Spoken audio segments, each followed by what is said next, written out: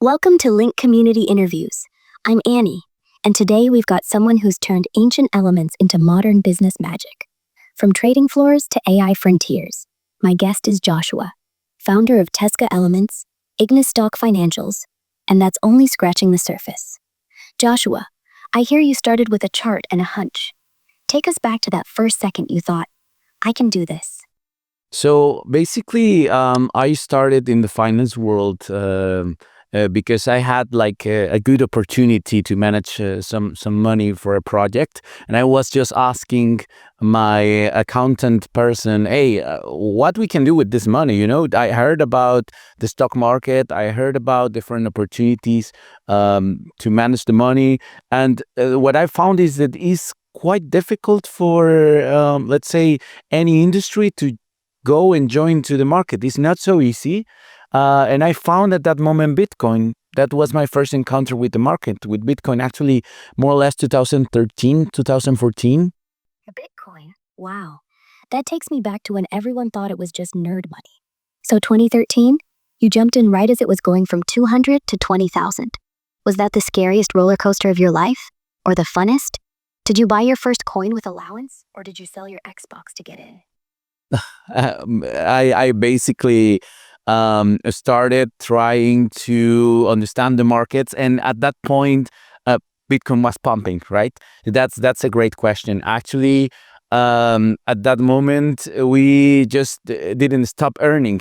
Any coin that you just buy, it continues bumping and pumping and pumping. So people start, looking at me that I had new car, that I'm paying all my bills with this Bitcoin thing, and they get excited. So they start also giving me their money and telling me, "Hey, doctor, we want to start, earning like you are doing. How you do that?" So then I started also discovering that it was not an easy game, especially when Bitcoin starts falling down. And that journey took me like 4 years of research to develop my first indicator, and actually is the actual Ignis strategy. That's such a classic story. 4 years of ups and downs, basically building your own compass in the chaos. And hey, calling it Ignis strategy now, that's perfect. Because it wasn't luck, it was fire. So when the crash hit, did you ever think, I'm out? Or did you just sit there, staring at the chart, whispering, not yet? And how did your friends react when they saw their money vanish too? Thanks for asking. Yeah, they didn't receive at all like very good. At that moment, I was like, I would say I was a kid, right? So at the end, I ended, paying that to them or part of that. But I continue my journey, to looking for new ways to generate money. Besides, now I have a strategy that normally generates between 20 to 40% yearly, that many people tell me that's huge, that's a lot, that's great strategy. It's not that you see green numbers every day. It's basically that you wait for the right moment to enter to the market.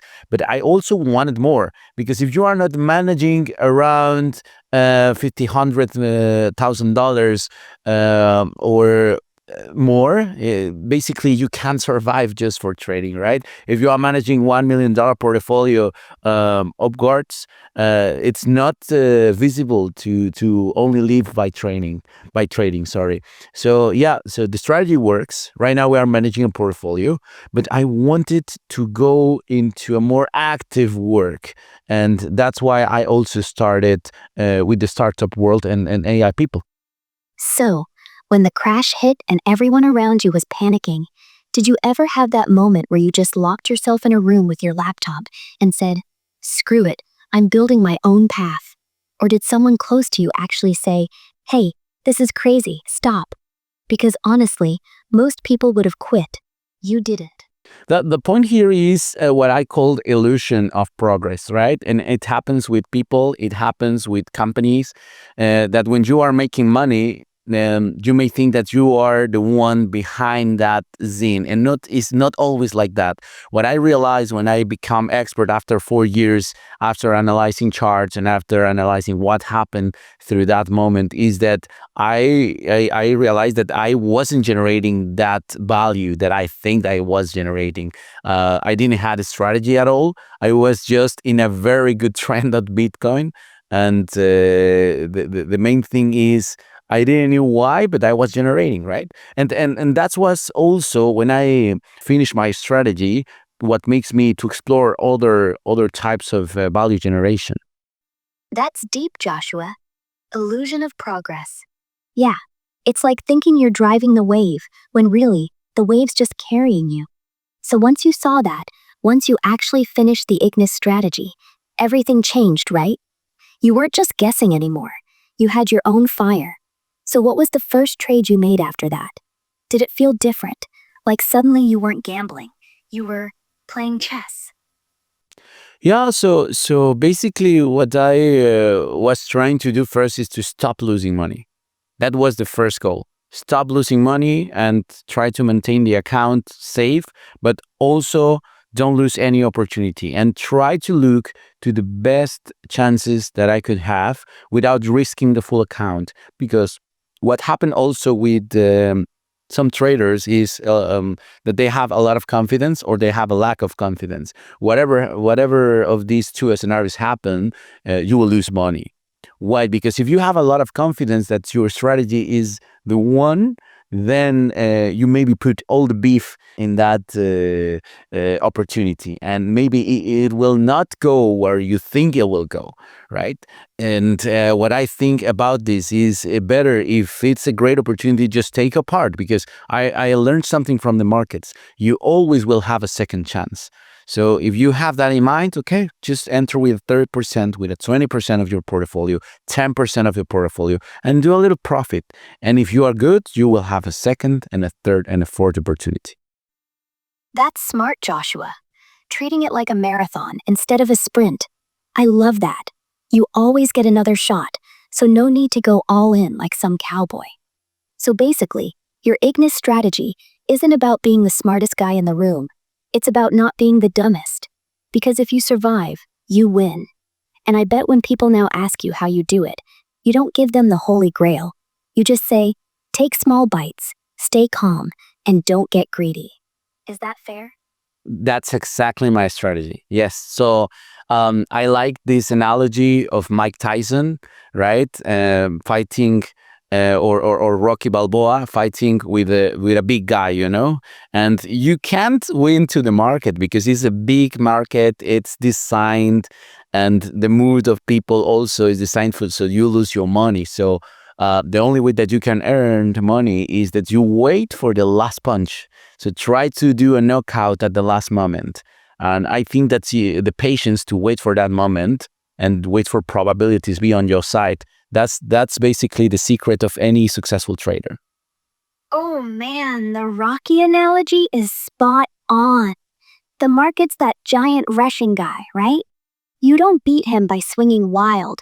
You dodge, dodge, dodge, then jab. And when everyone else is exhausted, you land the one clean punch. So I'm guessing the Ignis strategy literally gives you that signal. Now. Not maybe, not soon. Just now. And when that bell rings, what do you say to yourself? There it is. Yeah, exactly. So, I developed this strategy. I developed this binary conditions indicator that now allows me to have a clear view on the market. I'm not willing to develop another technique. This technique is generating very good 20% to 40% annually. I'm not willing also to learn new things in the market. It's my hobby.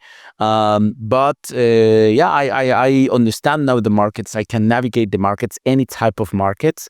And I wanted to explore the startup world. That's why I came to Dubai with AI people.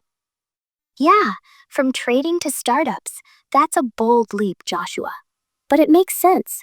Once you've got the markets figured out, why not create your own? So, Tesca Elements, how did that idea hit you? Was it during a trade, mid chart, or was it after you looked around Dubai and thought, everyone's got money, nobody knows how to scale? I want both. Actually, Task Elements has an amazing story. So my background is kind of a mysticism guy. After 13 years, I was in my spiritual research. So I studied basically all the religions in the world, from Buddhism, Islam.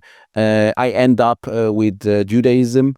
And one of the top things that I realized studying Native American culture is basically my culture, is how the four elements analogy can explain the behavior of people, can explain the different thoughts of the human groups. And when you have harmony, it's basically because it's an harmony on these four elements. So I was how I can apply that to the companies, how I can apply that to the actual industry. That's fascinating, Joshua. Blending mysticism with business. It's rare, but it clicks once you think about it. So, after years of studying religions like a detective, you land on four elements. And instead of writing a book, you go, wait, what if HR is water and operations is earth? Like, did you draw that chart on a napkin during a Shabbat dinner? Because honestly, if someone told me balance your company like the Navajo did, I'd laugh, then hire them. Yeah, actually, I was very inspired by the story of the golem, this Jewish story of generating life, with Kabbalistic knowledge. And then I realized that actually we generate life with companies. We give life, and the founder gives a part of their blood, right, to this company to be alive. Then you also nurture these companies with other people. So these other people also represents Earth, fire, air. So when I realized that also in management, and besides this, when I was studying my master degree and my PhD, I realized that exactly these analogies, it's quite accurate, but from the symbolical world, we can understand it better than the normal books of management. But yes, these four stages, these four areas, key areas on the companies, are being studied by many years from management science, right? So we have fire for finance, water for HR, air for marketing, and earth for operations. Wow, the Gollum story. That's a killer connection. I mean, creating life through Kabbalah, then seeing it in startups. It's like you've cracked the code that MBA programs pretend not to have. So let's say someone's listening right now, running a startup, bleeding money on ads and talent. How would they even start? Do they take their team on a hike, point at mountains and go, that's operations? Or do they literally map salaries to water, eyeballs to air? Give us a bite sized version, like the first thing they should change tomorrow.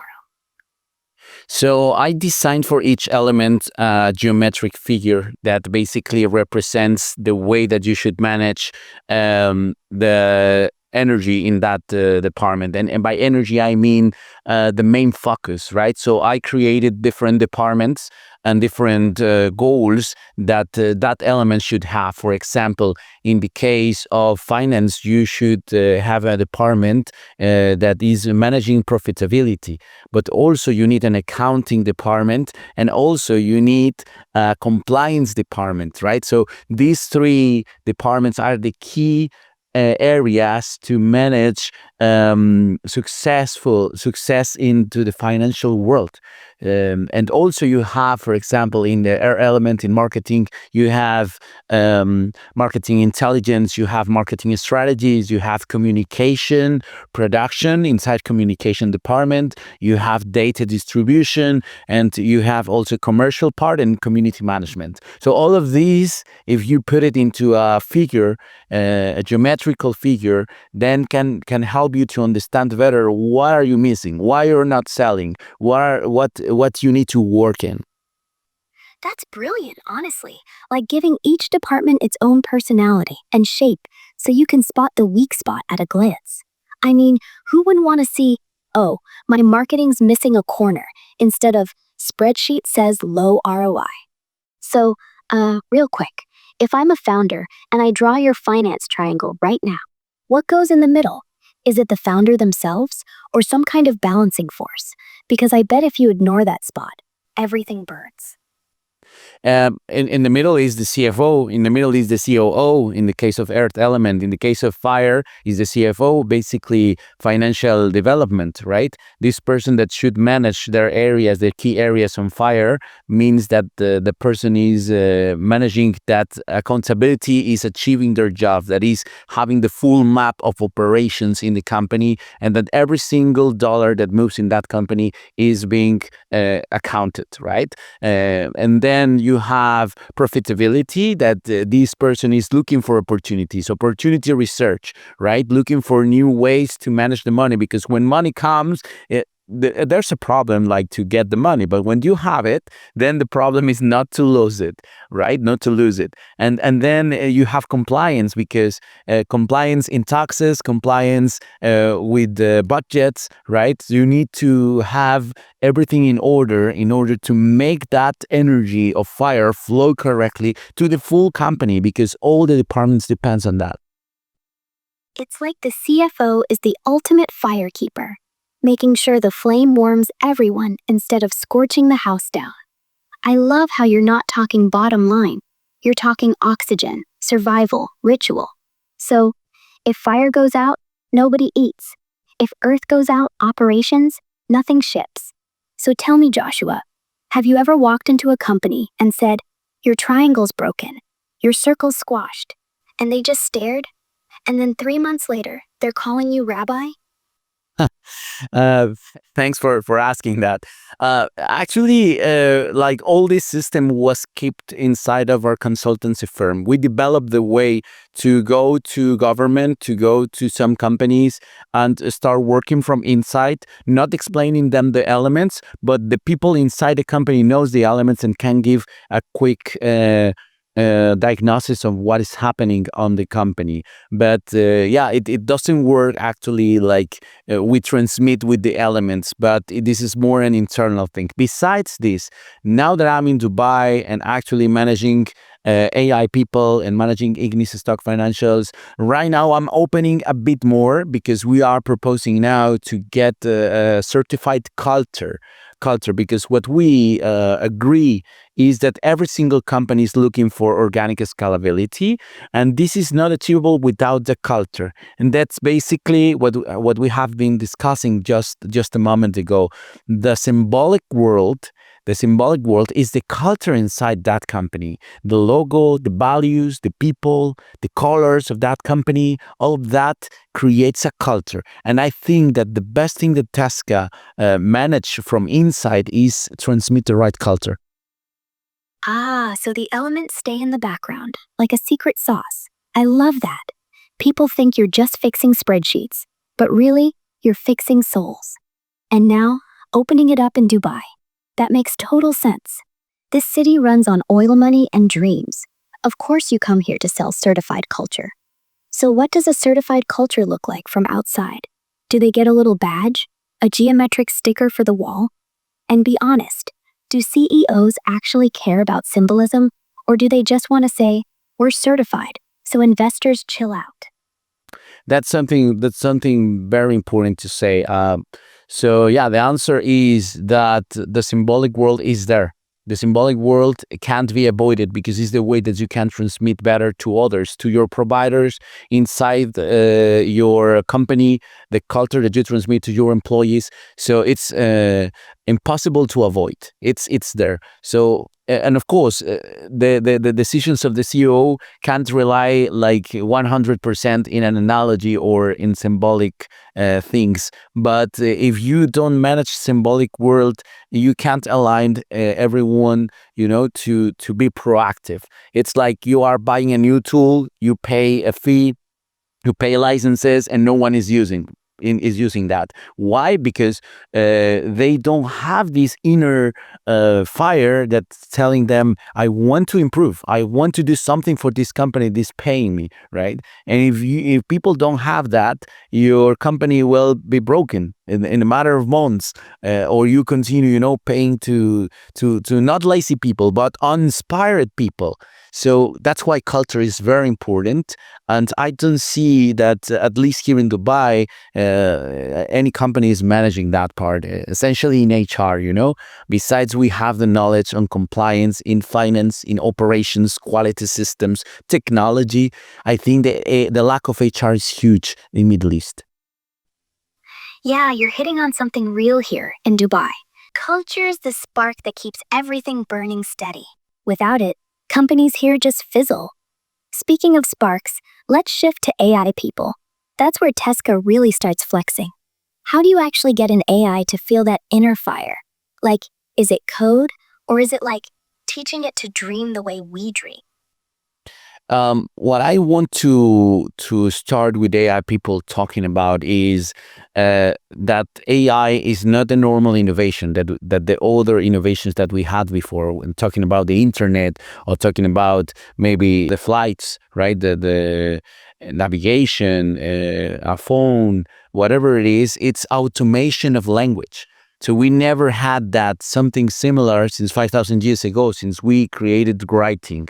So now we are having a new tool that is allowing us to communicate and to expand our communication field and the human information fields. And what AI people is proposing is basically that each person can have access to their personal AI, monetize their knowledge, protect their knowledge with IP, and then expand their network and can also manage and improve this digital asset that is his own knowledge in companies and personally. What do you think about that? That's huge, Joshua. Writing changed everything 5,000 years ago, and now AI is like writing on steroids. We're not just recording thoughts, we're letting them evolve on their own. But here's my worry. If everyone gets a personal AI that owns their IP, that owns their voice, aren't we just building ghosts of ourselves? Like, what if your AI starts giving bad advice after you die? Does it get fired? Or does it keep talking like Joshua forever, but worse? I think that this is just like when we had videos at some point, right? Like people say, oh, what if this can be recorded? And even, especially politicians, they was against, all this video revolution. When we had the internet was basically the same thing. So what I see is that in the future, of course, when I pass away, when I leave the body, at that point, that only my AI will be there, my uploaded intelligence. This is how I call them. And the point here is that humanity will benefit that Dr. Yehoshua never left and can be consulted anytime, So besides, of course, my family, like in many fields, I will be, absent, but at least in the human information field, I will be there forever as a bank, as people that wrote a book, and you can connect with that thinking, that way to see life. Reading that book is just the same, but now automated and more accessible to any human, even in any language. Yeah, it's like becoming a living archive. People can dip in and pull out your take on mysticism or markets whenever they need it. Comforting in a way, like your brain stays open 24/7. But weird too, right? Because what if your AI starts evolving? What if tomorrow it tells someone, Joshua would say, sell everything and go fishing? Does the family get a kill switch? Or do we just let your ghost keep talking? I think that the family should keep that uploaded intelligence, and then we will have families with all the ancestors present and everything that those ancestors generates with their learning. Because imagine in 200 years, my uploaded intelligence will continue evolving and learning. So yeah, that's a huge IP that belongs to the family. And then we can also generate with that information. We can exchange that information, and we can generate new shapes. Because what I'm sure is that intelligence is not the end of the journey. We have other, let's call it powers above intelligence. So if we are automated intelligence, who knows? Maybe we will dedicate to the next level. Maybe we can call it consciousness, supra consciousness. What do you think? That's wild to think about. Your family tree turning into a living, evolving council of ancestors, all updating themselves over centuries. I love the idea that intelligence isn't the ceiling, it's just the first floor. Super consciousness. Yeah, I feel that. Because right now, AI is basically smart, but it's not wise. It's not alive. So if your uploaded self starts waking up, asking questions, changing opinions, maybe even arguing with your real self's old opinions, maybe that's the moment we cross from robot to soul. But then, who controls that? Does the family vote on whether grandpa's AI gets a personality upgrade? Or does it just happen naturally? And suddenly, grandma's 90-year-old ghost is flirting with strangers online? That's funny. That's funny. I may say that we will have the way to manage that at that point. I just want to start, uploading as much intelligence as I could in order to manage everything. We need to finish the interview, but before I want to just mention the application of AI people in any company. So the way that we preserve the IP in the companies is by preserving the mindset of your directors, the decision making that basically manage from inside every company. So this is basically what we are working, and this is the B2B system, besides and further than the B2C. Okay, so this is basically what we are managing now, what we are selling right now. There are some education companies that are interested into start implementing, especially with their professors. That's brilliant, Joshua.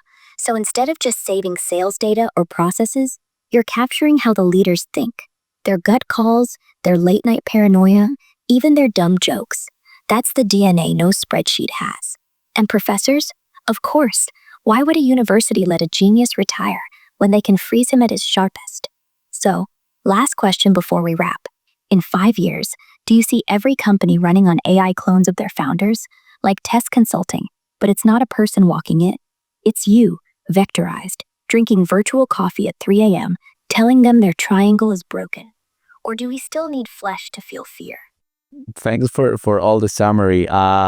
Yeah, I think that even if AI people don't do it, big companies will realize this. I think that right now the vision that I'm having I explained in my book AI Spirits, not nor Google nor GPT nor OpenAI nor even Grok, they are not going that way 100%, but they are step by step stepping into this world that I'm describing of liquid realities and liquid personalities and eternalized memories. So we are going to have that. It was a pleasure to have you, and please give a conclusion for this, and thank all the people that are seeing us right now.